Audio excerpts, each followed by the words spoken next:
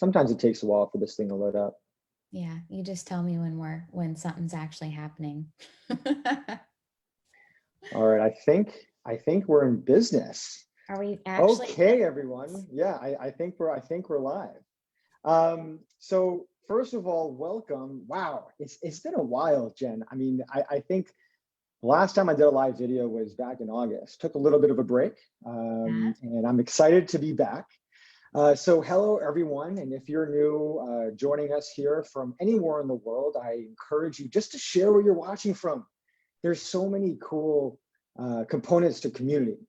And, we have people from all over the world watching this. So please share, community is so important, especially a community like this. So first of all, my name is Jake Sussman. I am a dyslexia ADHD influencer, entrepreneur, and founder of Superpower Consulting, which is a global mentorship firm for kids with dyslexia and ADHD to build confidence with how they learn. And since quarantine started, I've been interviewing many different types of people, from parents to industry leaders, to doctors, to business leaders, and moms and dads, all to share their story about dyslexia and ADHD and their personal experiences, because relatability is so important. Now, I have a very special guest, guys. First of all, it is just such an honor to have you on, Jen. Jen is the founding director, of Reed Charitable Foundation, wife to husband Andrew, and mom to two amazing kids, a daughter, Mackenzie, and son Reed, who was diagnosed with dyslexia in January of 2018 at 7 years old. Of course, her son Reed's story of both struggle and strengths is the inspiration for Reed Charitable Foundation, but her heart for RCF goes much deeper than that. Jen's background as both a litigation and commercial real estate attorney made her uniquely suited for researching and advocating for her own son's needs. But she learned quickly that their family's battle to find support for her son is a battle at least 20% of the population also faces. Jen also learned that even with personal resources, there is very little legitimate support for dyslexic students, even though we absolutely know how to support them. And the worst realization of all was the lingering question: what happens to all of those families and children who have no resources? So true, Jen. Jen knew the answer and also knew it was only a matter of time before she joined with others to create a charitable foundation dedicated to supporting not only dyslexic students, but literacy for all. So with a strong legal background, relentless determination, and a steadfast belief that literacy is a fundamental human right, absolutely, Jen is committed to the mission and purpose of this foundation named after her beloved son. Woo! That's an intro. That's an intro. So Jen, I almost cried twice. So every time you say Reed's name, it starts the teary eyes. Yeah, I have the honor to be working with Reed as well, and it's been he's quite a young man. So why don't we start? Now, look, we have parents from around the world watching this, and a lot of them are in very similar situation as you may have been when you first started your journey, and perhaps right now. So I think it'd be best if you just shared a little bit about your story, what it was like when you first found out about Reed, and his learning and attention challenge, and let's just kind of go from there. Yeah. Well, first of all, thank you for having me, and thank you for letting me have the opportunity to talk about our story, of course, and Reed Charitable Foundation, because the truth is, Reed is the namesake, but there is a whole group of folks that are a part of Reed Charitable Foundation. They're all volunteers. They all work their hearts out, and they all have stories just like mine, just like Reed's. It's one of those things that when it's happening to you, it feels so uniquely personal, as it happens to your child and you go through that process with them. But the more like you that I'm in this advocating space with other families that are going through it, you realize that there is this common thread, this common current of story over and over and over again. And it's like, how can this be? That there's all these people suffering in this way, struggling in this way, feeling so alone. And, when Reed first got diagnosed and I started doing some research, because I, like everybody thought, dyslexia was reading backwards or flipping letters, and he'd get some tutoring and, we'll just scoot along. It probably took me a good 6 months to really grasp that this is not a short-term, Right. deal. But, and then I'm learning it's 1 in 5, and I'm like, well, where is the 1 in 5? Like, where is are everyone? people? Right. Yeah. Like, why is everybody looking at me like they don't know what I'm talking about? So, it felt very lonely, and as I tried to reach out to people and tried to share with people, I felt alone, and I felt like it was not really okay to talk about, and people couldn't really relate with what we were going through. And so you start to kind of clam up a little bit because it doesn't feel safe to talk about it. Right. But when we started the foundation in October of last year, so we are not yet a full year old, and where we are at this point as a foundation. Yeah. And we can talk about that, but it speaks to how badly it needed to happen, that just this community of folks needs somebody talking about this stuff.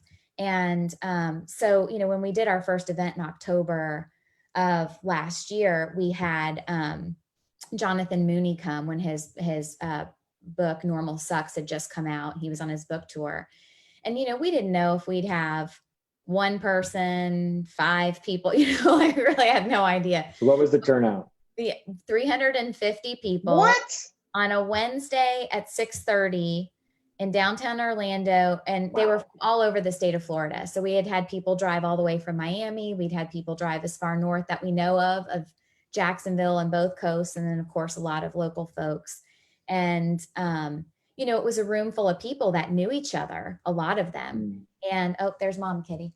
And you'll see we have a special guest. Tail. Surprise, everyone. Sorry.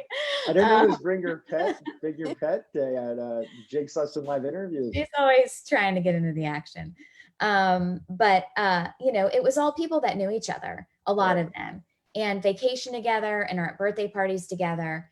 And they'd never shared with each other that they were going through this same struggle. So it was pretty validating, I think, to us when we started that, okay, we're not alone. This is a real thing, and people are wanting to talk about it. And even though, Jonathan Mooney's a funny guy and he had people laughing, he had everybody in tears at one point too, including people that didn't know they were dyslexic, by the way. I had at least 2 people that attended that event just in support of us, that we were doing it, that at the end of it were like, that guy basically just told my story. It's like he just stood up there and shared my own personal story.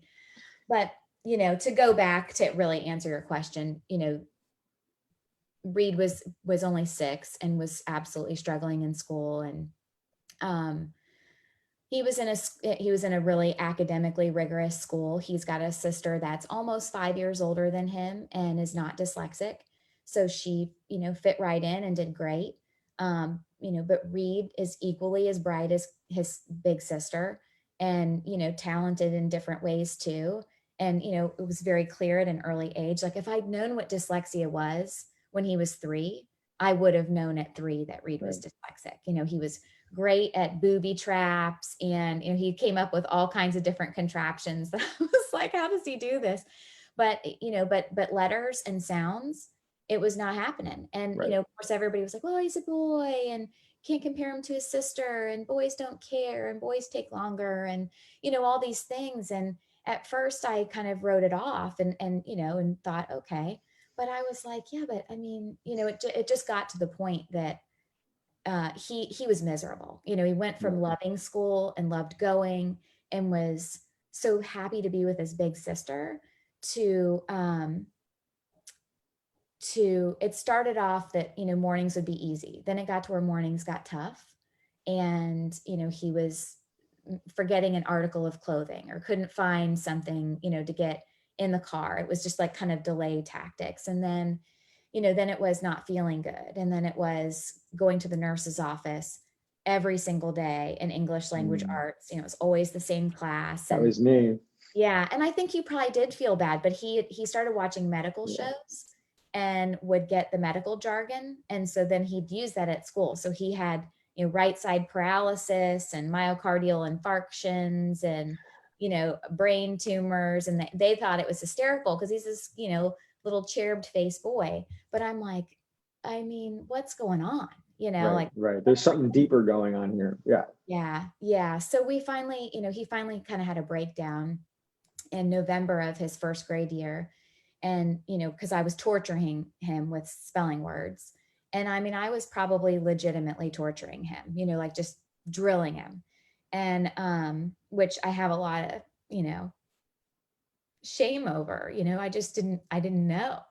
And he's such a smart kid that you're like, I mean, why are you doing this? Like, just do it. Like, just say the word, I mean, there was so much of that. Yeah.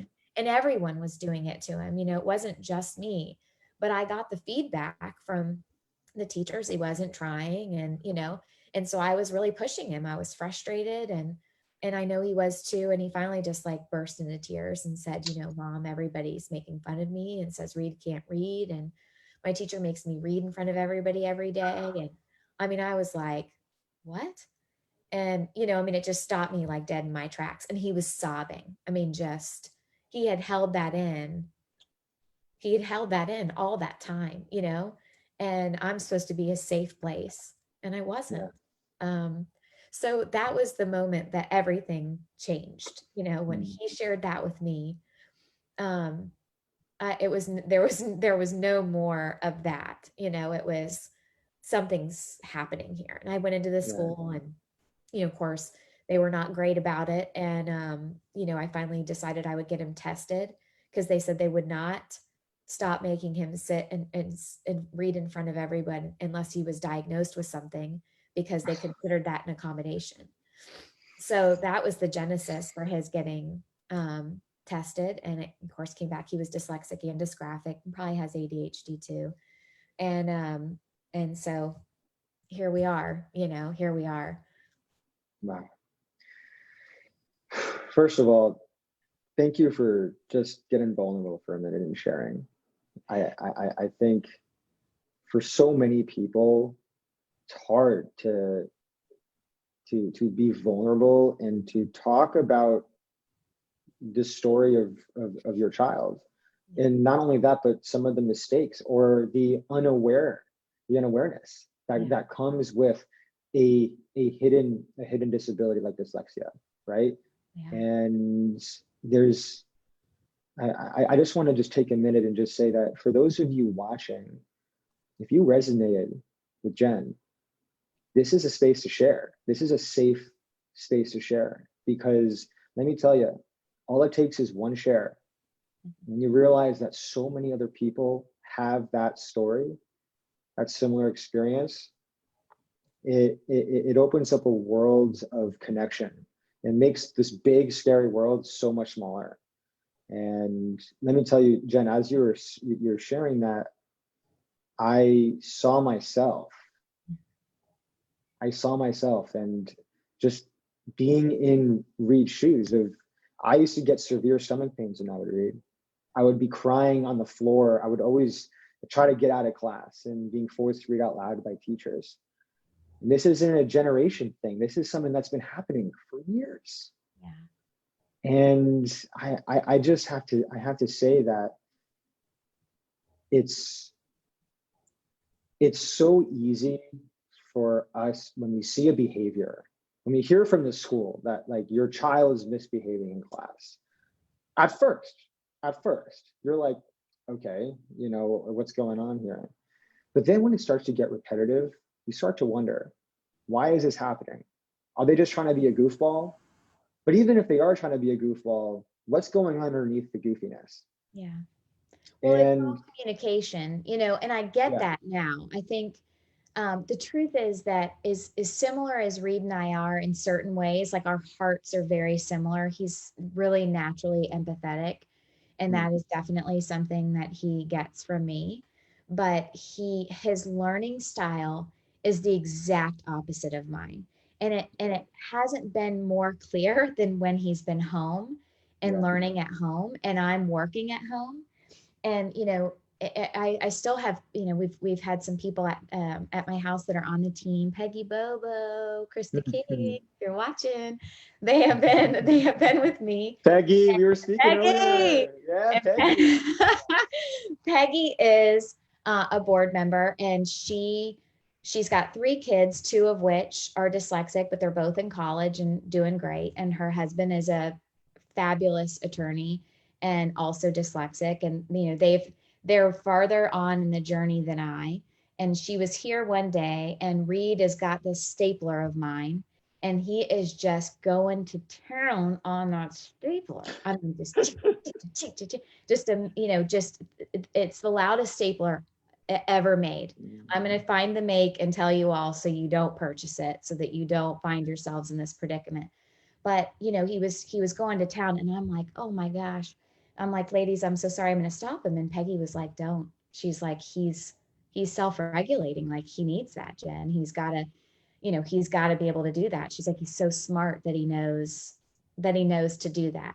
And so, I'm somebody who's never been able to study with music, any kind of noise in the background.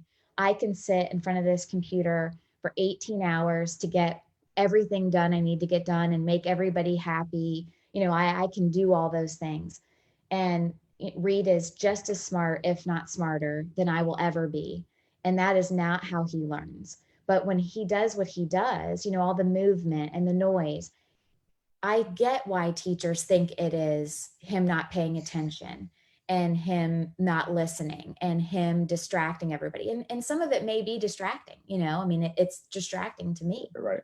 So I get the other side of it, because that's where I come from. But the difference is that I have such deep empathy, because I'm madly in love with this little human being that needs me to understand. Right. Jenna, we have this philosophy that every human being has a brain. Well, we like to hope, at least. There's maybe some questions here later. That's maybe too soon. We like to hope. Okay, so every human being has a brain, but no human being has the same mind. Yeah. I'm going to say it again. Every human being has a brain, but no human being has the same mind. It's even in twins. You can't find the same mind, which means it doesn't matter what you have. Dyslexia, ADHD, neurotypical, autism, it doesn't matter. Every human being learns differently. Yeah.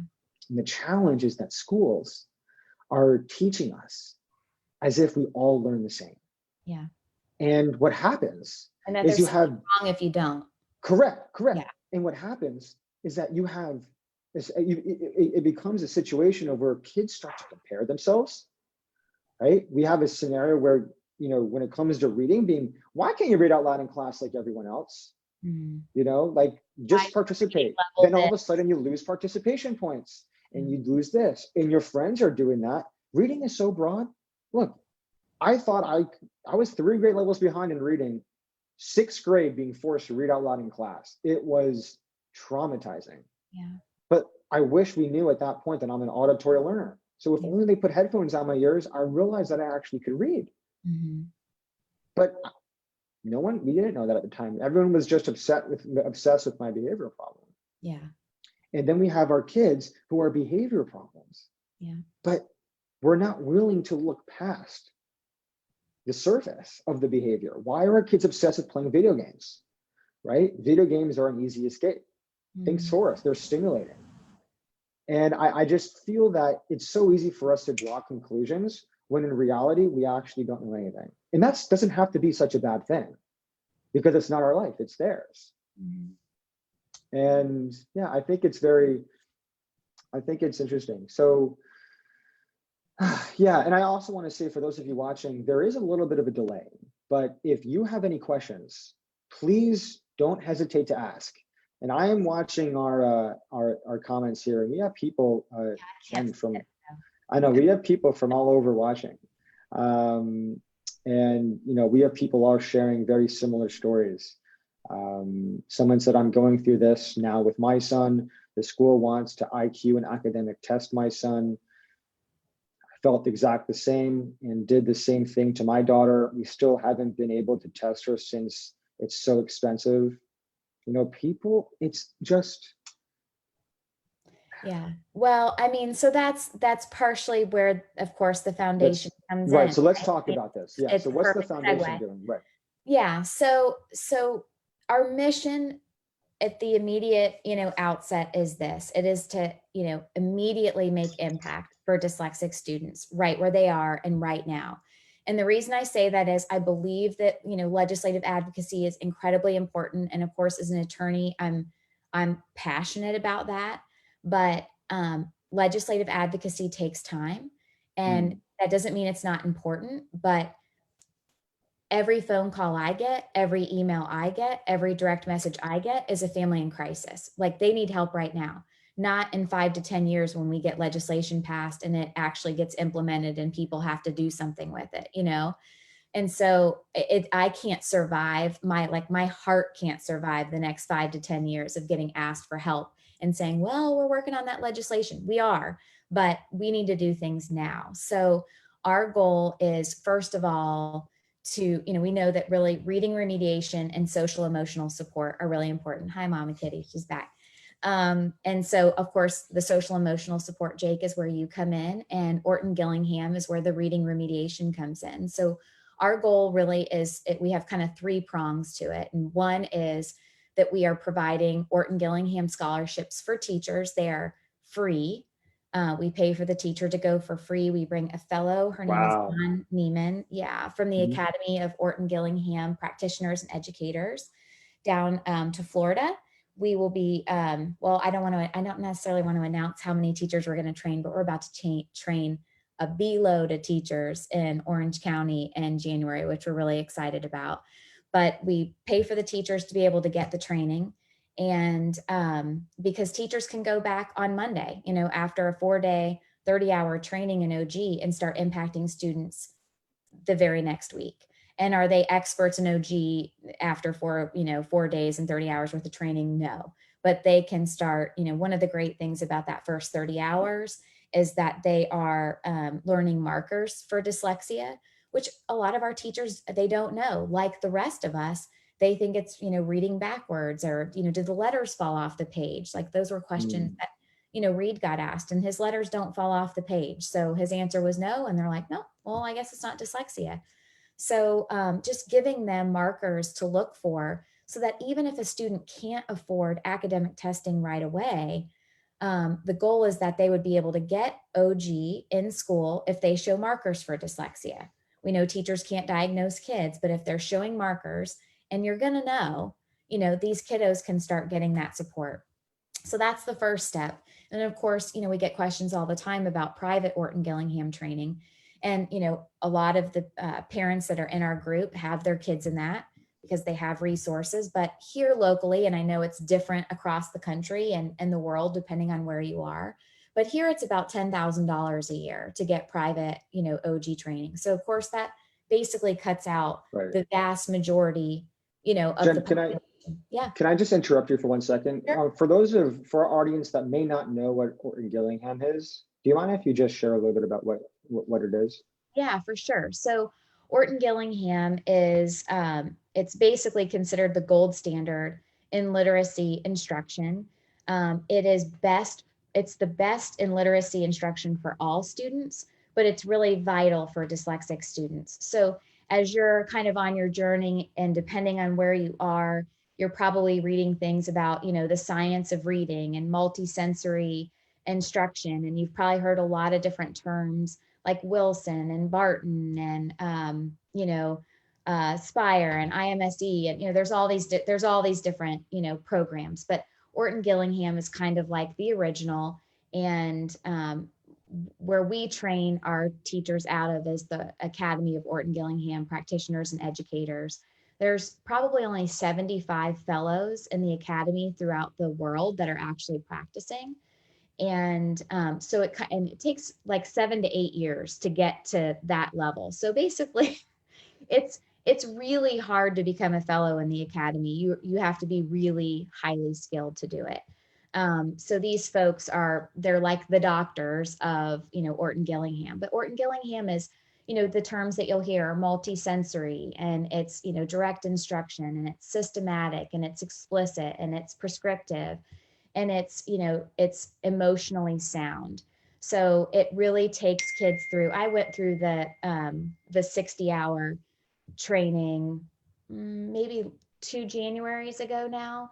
Mhm. And, I'm not dyslexic. I was floored at what I learned and why I didn't know it. It really takes you through breaking down every single word and syllable, and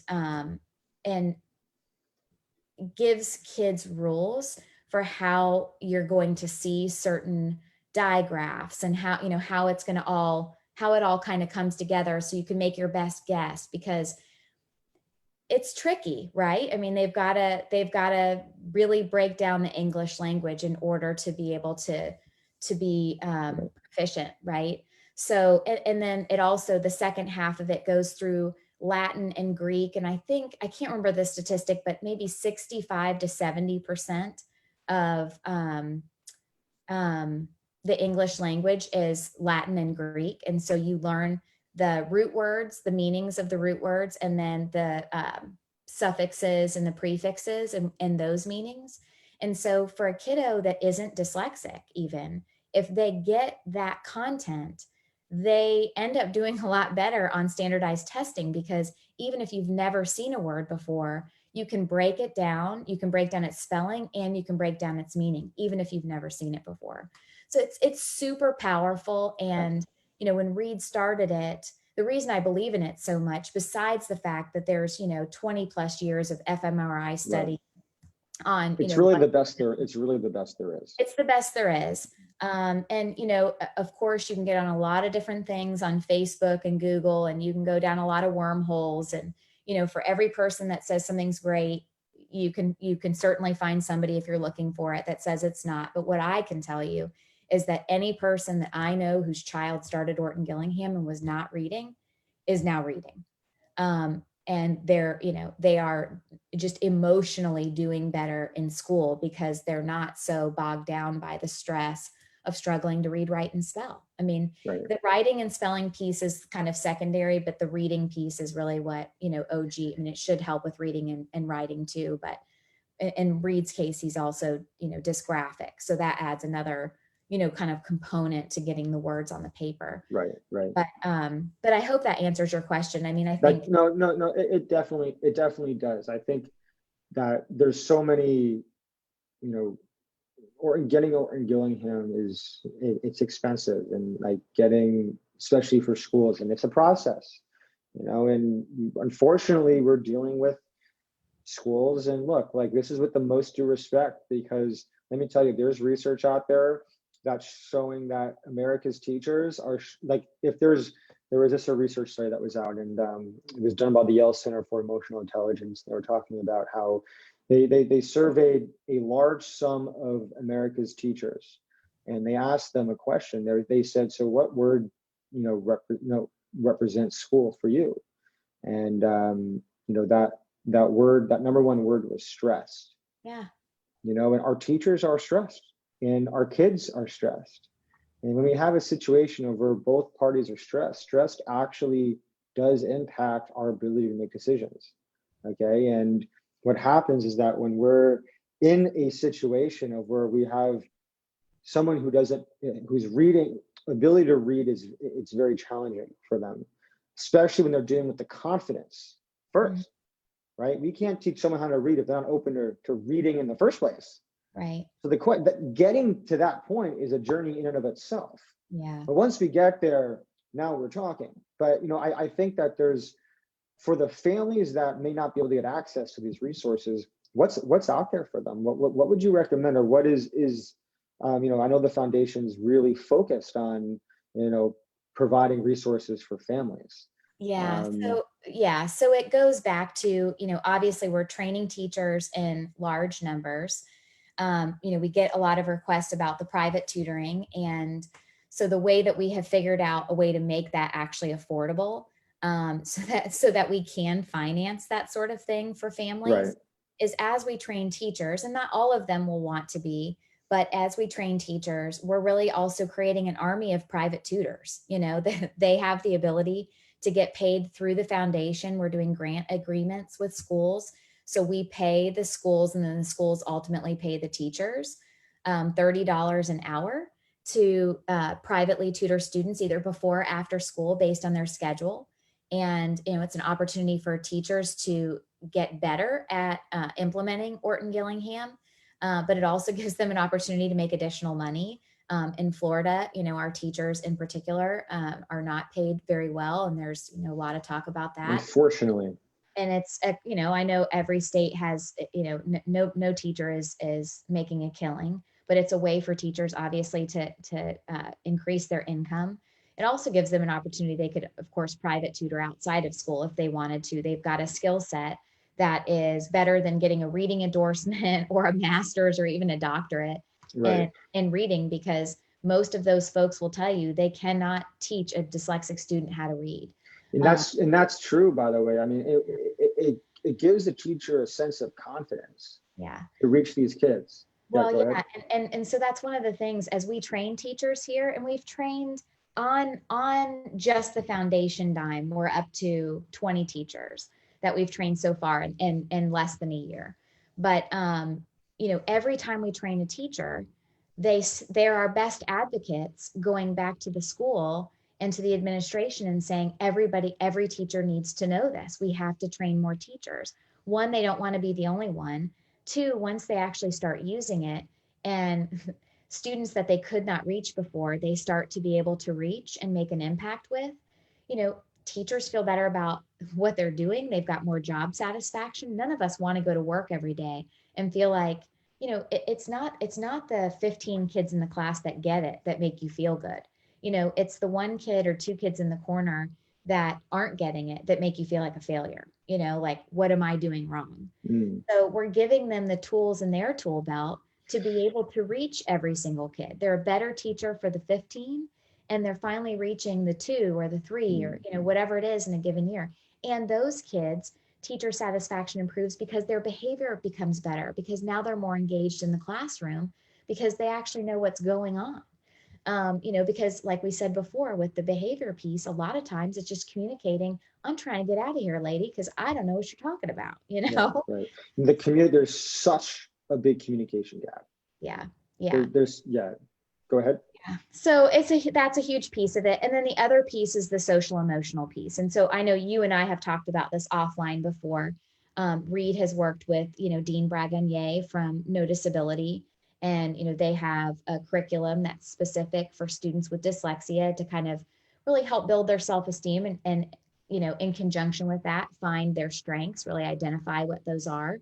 And Reed was able to do that over the distance learning period in the spring. And then also, mentorship programs like what you're doing, Jake. We've done counseling and things like that. I haven't seen anything make an improvement like him being able to connect with you or Dean Bragonier, and who are dyslexic and men, and that you have the ability to connect with him in a way that I can't. I haven't had the experience, and I'm his mom, and he's always being helped by women. It's always ladies. And so I think there's a lot of power in him being able to vent to you about being frustrated about something. And you being kind of like a person that could come to me and say, hey, and sort of be an advocate for him. And with Dean, I think he's a dynamic speaker. And that was the first, adult male that Reed had gotten to engage with that was also dyslexic and was proud of it, Right. And I think that was really powerful for him. So we also really believe that this social emotional piece is important. So we're trying to be able to provide that to schools as well, whether it's an elective or an after school activity, and then eventually go into mentoring. But right now we're working, trying to get No Disability in some schools. And again, the kids may not be identified specifically as dyslexic with, a psycho ed eval, but if they meet markers for dyslexia, then that's good enough for them to be able to participate in that program. Right. And I think that focus on social emotional is so important. It is. You can spend all the money in the world on tutors, on private education, on, even Orton Gillingham, honestly, like if kids are not open to learning, again, there's a whole journey you have to take first to get there. And then once that's accomplished, Yeah. how can our kids articulate the way they learn to those who don't understand, like Yeah. a teacher, like a future boss, like a family member, maybe dad?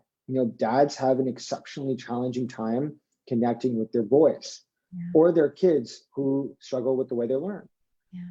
And that is an emotional intelligence component. And I've spoken to many dads in the work that I'm doing, and it is really this communication gap between child, parents, and then parents versus school, and then school versus student.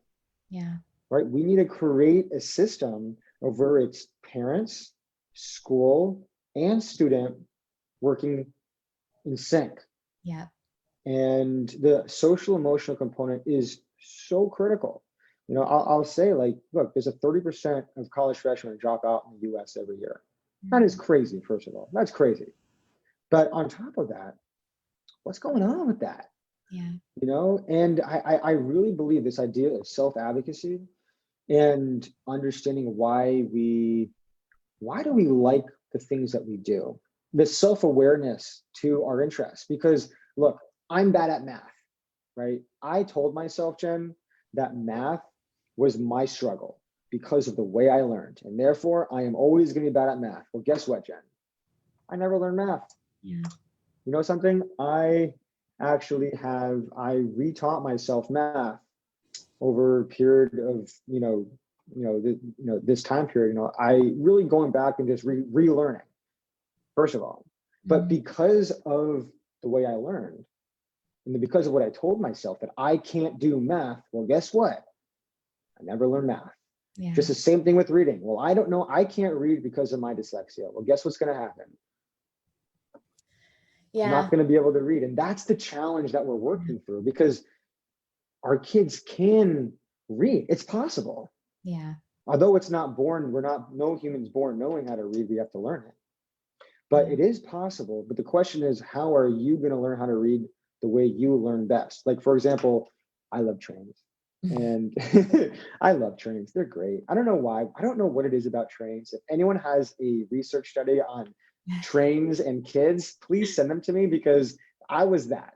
I learned how to read by reading train books because I was interested in it, not by reading the books in class. Yeah. We have another client who, he's obsessed. He loves a music artist, right? And what we're going to do is print out lyrics, read lyrics together. And you know what? It's reading and learning, looking at the words. It's finding a connection to their interests. Yes. And that's something that, it's just, no one wants to learn something they're not interested in, unless you can relate it. Go ahead. Yeah. Yeah. Well, I was just going to say, that's probably where we are right now is, despite, all the resources that Reed has, short of being in a dyslexic only school, he's even in a dyslexic only class.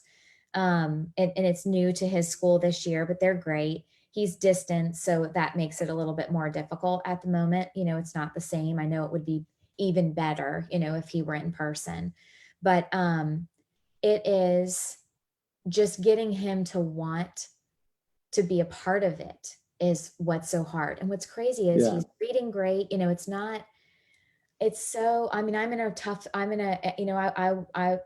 going to sit in front of anybody and pretend like I've got all the answers. I don't.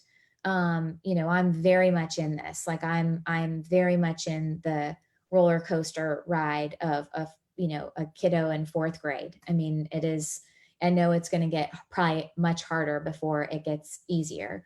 That scares me even saying that, but I know that that's true because I see it happen. We have these, ebbs and flows of like, okay, I think we got it. And then, Boom. Boom. I know the boom. I know the boom very well. Yeah. It's so hard. And today was a day like that. Mondays, we were talking about this just before we got on. Mondays no matter how much I prepare for them, no matter how much I like try to build it up on Sunday and, whatever, and we're going to have a great week and tomorrow's going to be a great day. And we wake up, it's going to be a great morning. It's going to be, and everybody on RCF knows this too, because usually if you get a text message or an email from me, it's on Monday or it's in the morning. Cause I start every day, like, can't wait. But today was a day by like 7:30 where I'm like, this is garbage, man. I got the text. What Yeah, I got the text. So I don't have all the answers. And, but I do know what has been successful. And I know that it's a marathon, I usually say, for people that know racing, it's an ultra. It's not even a marathon, it's an ultra, and I'm training for it every day. But what we want to do as a foundation, as we do things that are helpful to our own children and we see an impact, we want to be able to make that accessible to other people. The tough thing is we are new, right? We have a really big event in October in this month that I want to tell you about, but and it's going really well. So our hope is that, we'll be able to impact more families just by, virtue of being able to fundraise. Because the truth is, a big part of it is money. That's what limits access to a lot of people, but also the fact that a lot of people aren't trained. So that's what makes it so expensive, first of all, because there aren't a lot of people who are trained and their training was expensive.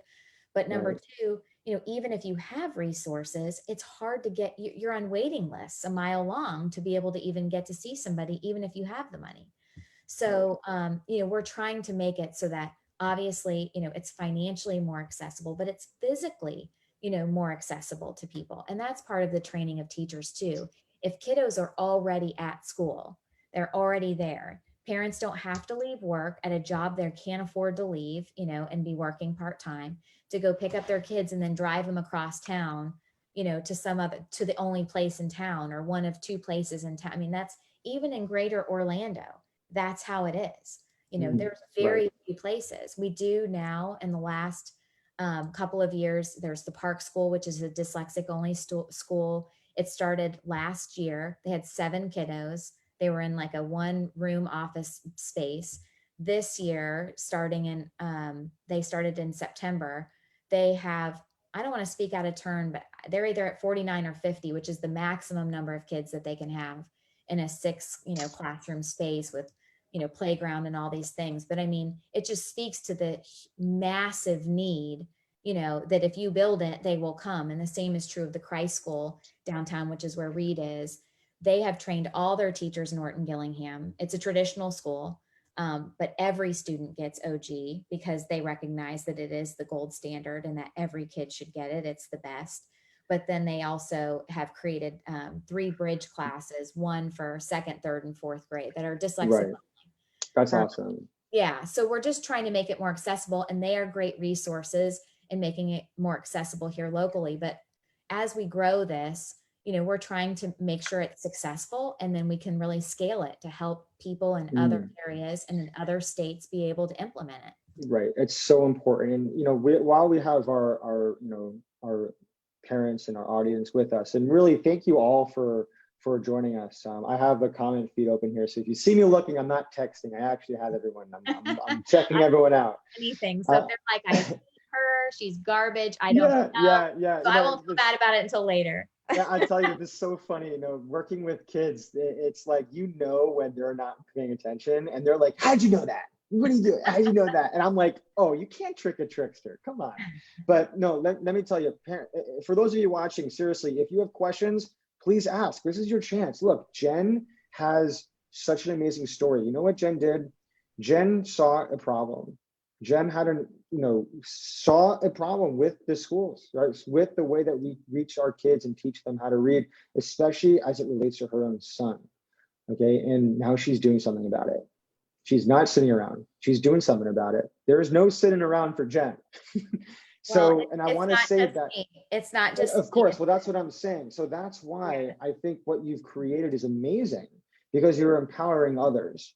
And now there's moms out there that are watching this and maybe thinking, how can I And we will help you. You know, I guess that's the other thing I want to say. Being in the dyslexia world, it's kind of interesting. You know, there's groups that are really helpful to each other, and then sometimes not.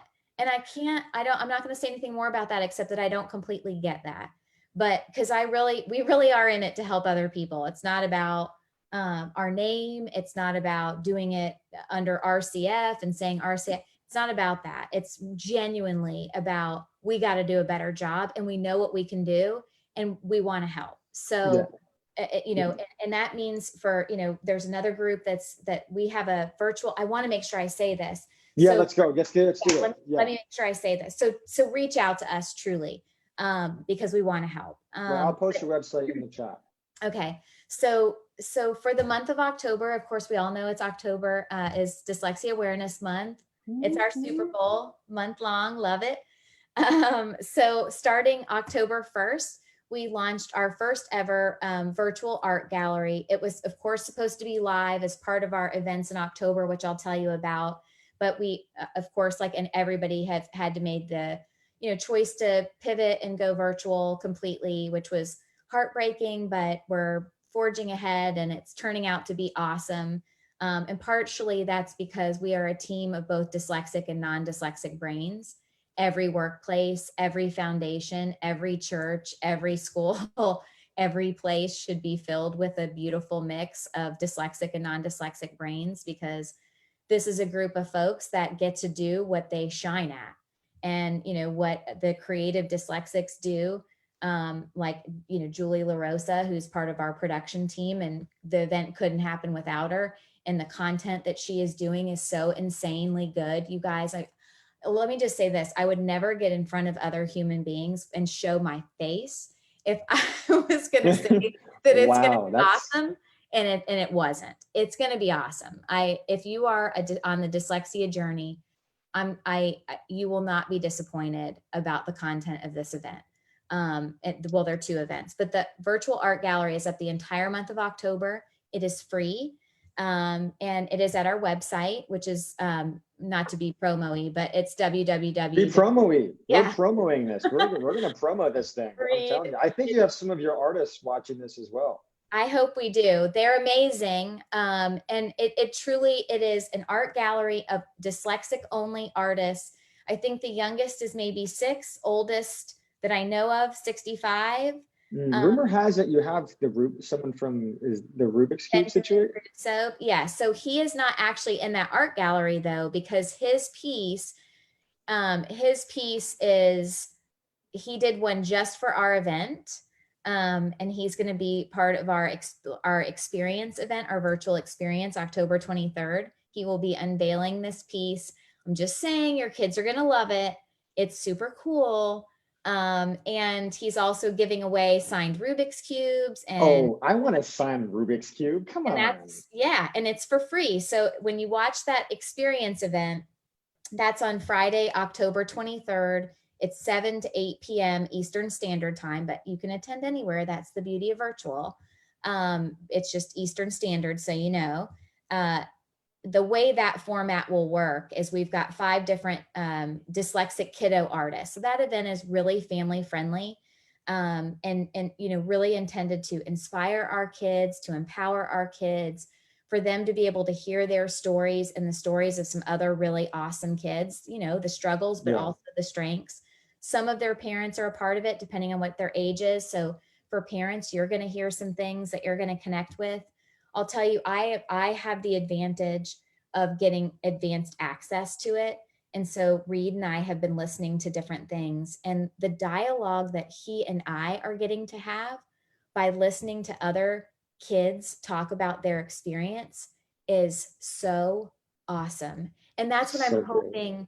That's what I want for families. Like when I try to talk about it on our Facebook page, I'm always like, God, I don't know that I'm doing a good enough job explaining what you're going to get. So there's these kids, and you're going to see what they do, and you're going to hear from them, and it's empowering. But then in between their segments, we are raffling off things for free. So if you are part of the event, your name is in the raffle to just get cool things from these guys. So their merch, like Bodie Bragonier is a part of it. He's created his own company called Bodhi's Love Notes, which you'll hear about. It's awesome.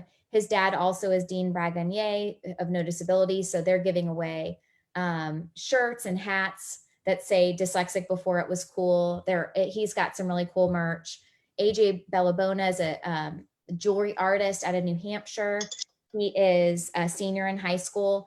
And I mean, I have actually ordered jewelry of his. Not only is it beautifully made, you would never in a million years think that this is made by a senior in high school.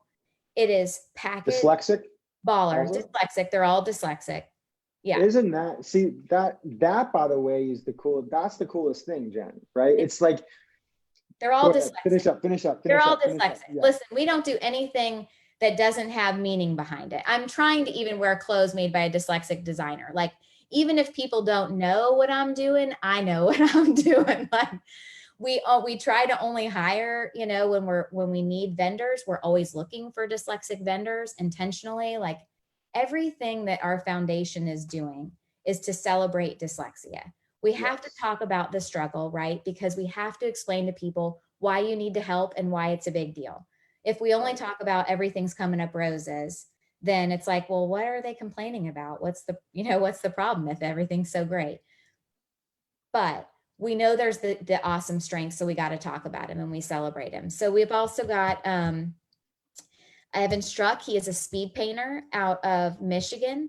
He is doing, and he is giving away, we are raffling off, he's doing 3 paintings, but the one he does in the experience, which I will not tell you what it is, he is actually doing it as we speak. But again, your kiddos are going to love it, and it's being raffled off for free. Wow.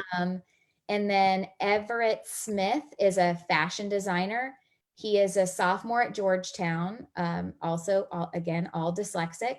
And he created like an empowerment clothing line called School Fashion. It's SKUUL. And so it's all empowerment stuff based on dyslexia. And he's donated $1,000 worth of merch that we're going to be giving away to some sweet kiddos who are there that night. So that's the experience. And then Saturday night, October 24th, is our virtual gala.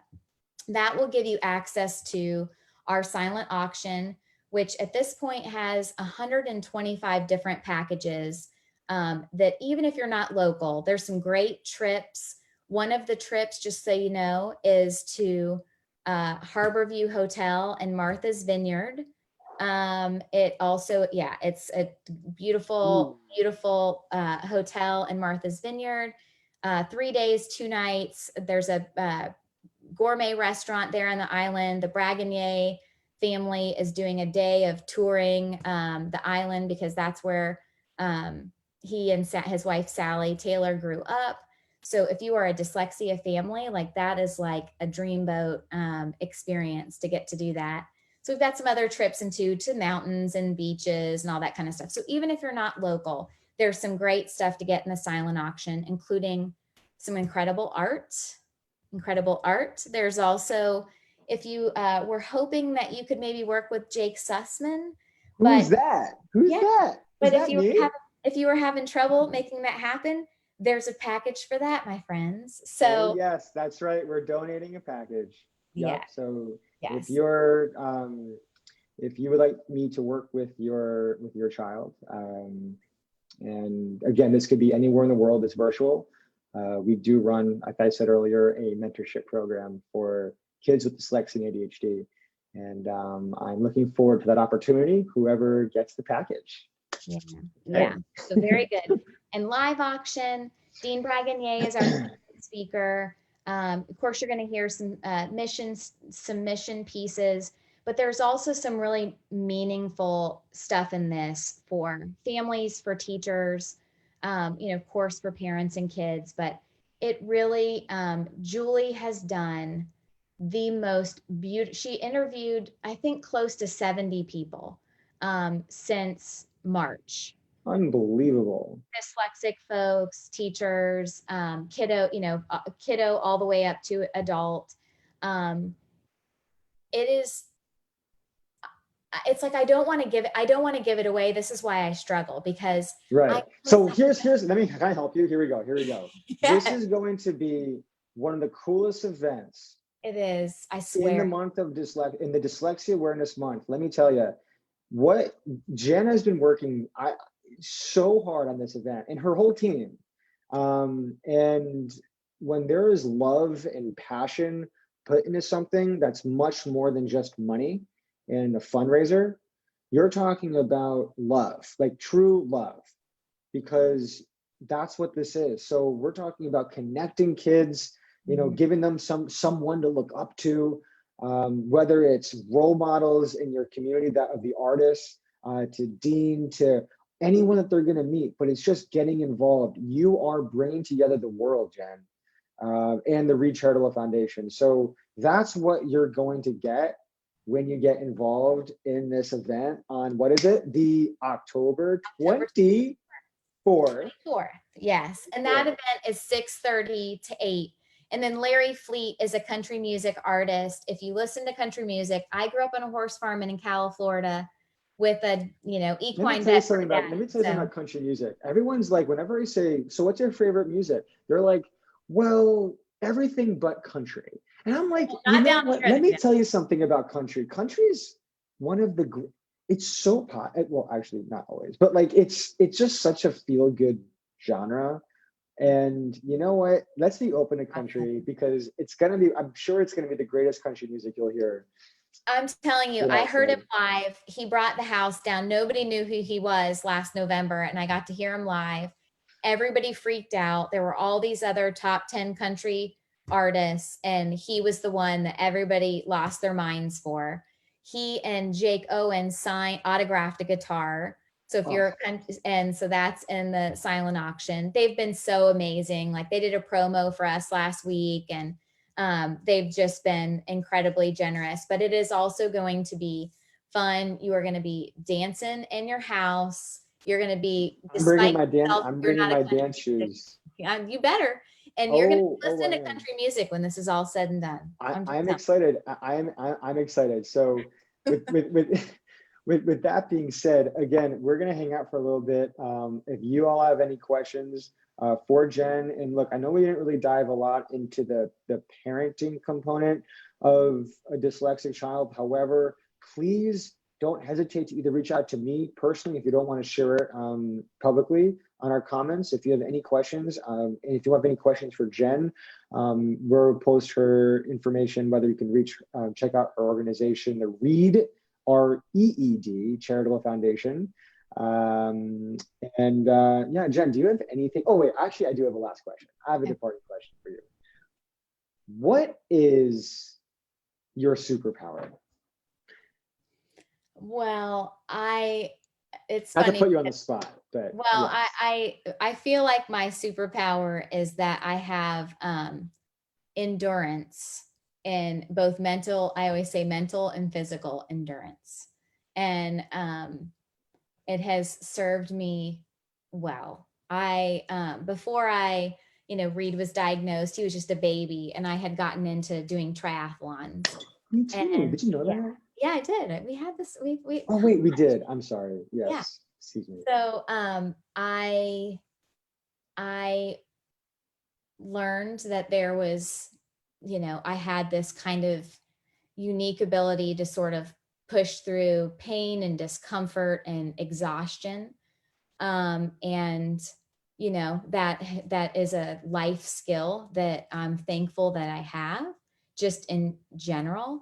But it comes in handy in dyslexia advocacy for sure. And so yeah, we're working our little hearts out right now. I mean, I will tell you, I am in the throes of mental and physical endurance at the moment. Between, we're obviously super busy, and it's the first time doing this event. On this one.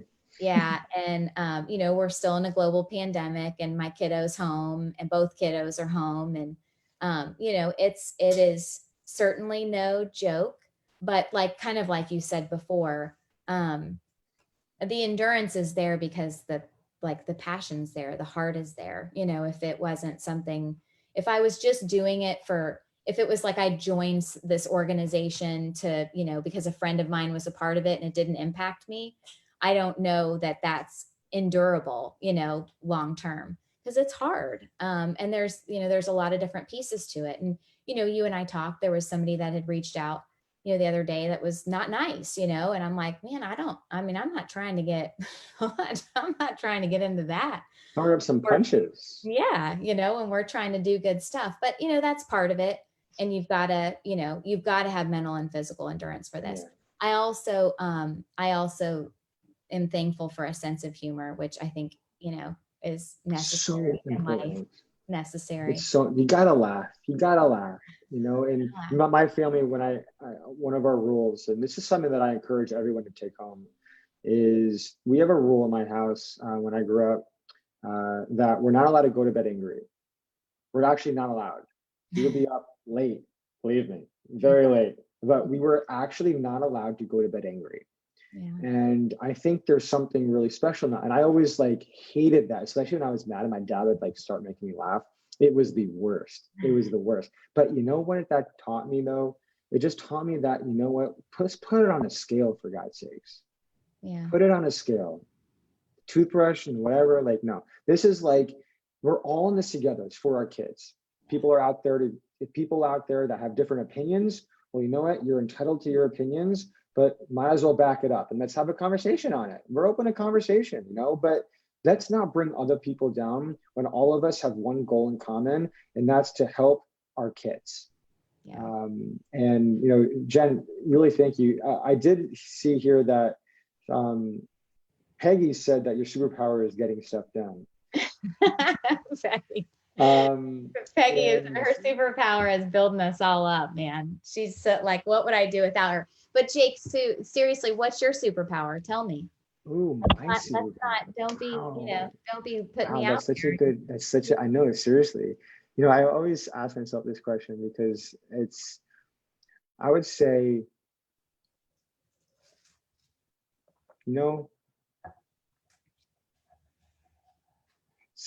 it's communication. It's being able to enter someone's shoes and be able to feel what they feel. Mm-hmm. Empathy, exactly.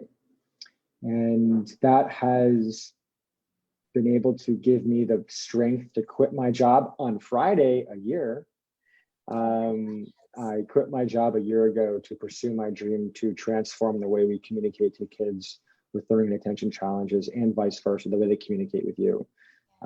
It's been an unbelievable journey, but it's that emotional drive to relate and to connect and to make other people feel good. Yeah. I love making other people feel good because you know what? It's a pretty dark world out there. And what's better than just lifting someone up?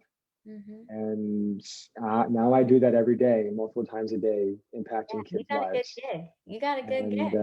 We both got good gigs. I know we do, for sure. It's I've never done anything that I love more, or that I felt was more important, or that I've ever been more passionate about. I mean, it's, when people say things like, you got to do what you love, and my daughter and I were talking about this weekend. I was like, I know that I was a good lawyer. I was a good advocate. But I was always representing big corporations. I was never, I thought I was going to save the world. I mean, that's why I went to do it. I was going to help people. Right. And right. I didn't get to, that's not what I was doing. And so I never felt fulfilled. And right. I've never felt about anything like I feel about this. Right. Wow. Thank you, Jen, so much. And thank you all for joining us. I do want to say that just real quick, on Thursday at 2:00 p.m., I'm inviting the CEO of the International Dyslexia Association on here live to share with you. She is the queen bee of dyslexia. So I'm excited for that. Okay, I think it's my time to go to bed now. It's been a long one. Okay, everyone. Thank you so much for joining us. And again, if you have questions, keep asking them. And we're here for you. Jen, you're amazing. I'll see you soon. And everyone, go to their event. Come on. It's going to be great. You gotta come. You gotta come. Come on. You don't have an option. What else are you going to do? It's quarantine. For God's sake. On a Friday and Saturday night with your kids. Hello. That's what I'm saying. Hey, All and right. also if you buy your tickets early, if you get them before October 10th, so if you get them by October 9th, 11:59 p.m., you are entered to win the VIP experience, which is like over $500 of goodness coming to your door. So Okay. it's goodness. Another All little, right. We like goodness. We want goodness. Let's yes, keep the for sure. goodness going. All right, everyone. Have a Thanks, great Kate. night. I'll see you See on you. Bye, Thursday. everybody. Bye.